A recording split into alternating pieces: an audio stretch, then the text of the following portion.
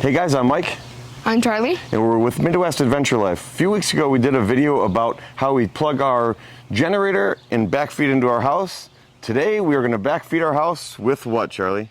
The Silverado EV truck. The all-new Silverado EV.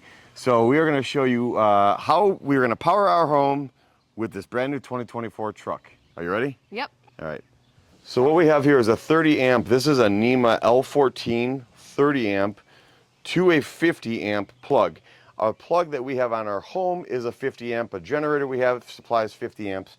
This truck, surprisingly, actually has a 30 amp 220, 240 output in the bed of the truck, which we're going to show.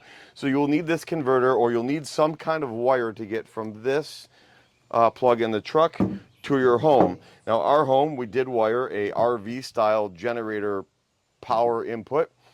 So we are going to go from this 30 amp, we're going to convert right here to this 50 amp plug. Now it doesn't make 50 amps in here, it's just converting the style of the plug. So you're still, at the end of the day, you're going to only power 30 amps in your home.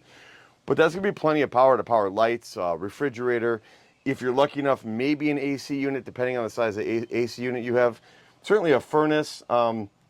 If you live on well water, it's going to power your well. So you can power quite a bit. So we're going to show you how we connect the truck to the home, and then we're going to show you how you activate the truck to actually give it that power, and we're going to walk you through the whole steps. All right, Charlie, why don't you hop in there? What I'm doing, we have a 30 amp plug in the truck, and now you're just going to want to put your cord in here, and then twist it, and now it's locked in. And then you can connect your 50 amp cord or whatever cord you're using right into the end of the adapter.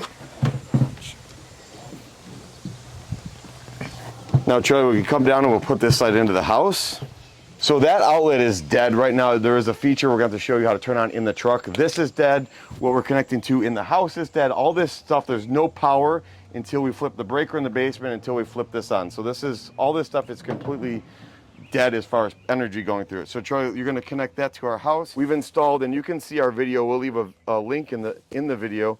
We've installed this outlet into our home so we can backfeed from a generator, but we thought it'd be cool to backfeed from the actual Silverado.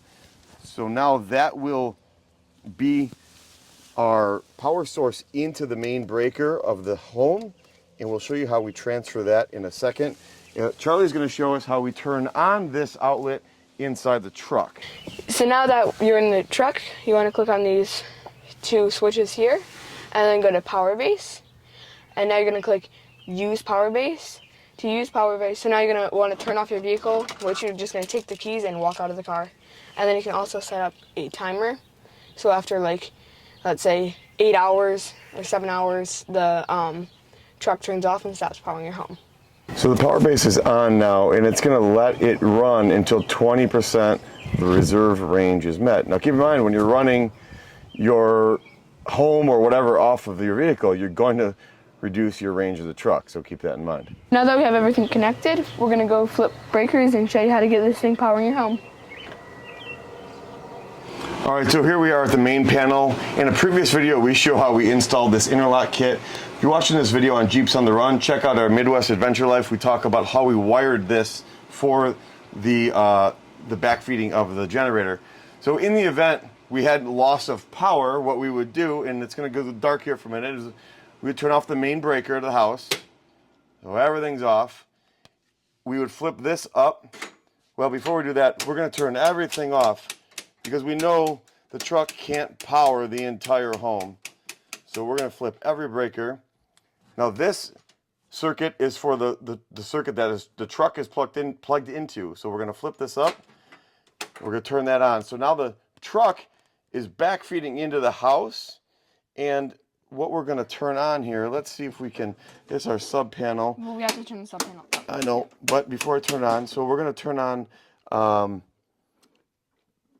we'll turn on the basement lights here and see what we got. All right, so we plugged this in 30 amps into the house. We tried firing up a 10 amp circuit in the house, and it tripped the truck. So I did do some homework on it. It sounds like GM is going to come out with a system that's basically going to communicate between your home and the truck. That is not out yet. I know Ford does have something out. I think they're looking to kind of duplicate that. The one beauty of the Silverado, it is the largest battery in the EV truck world. So you could really power some stuff, some power tools, some heavy equipment for multiple days and probably have a minimal degradation of the battery. Having said that, this did not work today. And comment below, maybe you know why. My thought is that there is a bonding issue and there's a ground issue that would normally be between a generator hookup and this. And I'm not sure the truck is able to communicate properly, so it doesn't necessarily know how it's hooked up to the source I have here. As soon as you hit the breaker, the truck kind of, its own breaker trips out. So I think it doesn't have the right, this is not the right way to do it. So if you're out there thinking you're gonna connect this into your home and backfeed, this will not work as of right now anyway. You're gonna have to run some extension cords off those 20 amp circuits to your fridge until GM has a different component that's gonna communicate between your home and the truck. As always, thanks for watching. We appreciate you taking the time. Please leave a comment, like, and subscribe, and we'll see you on the next video.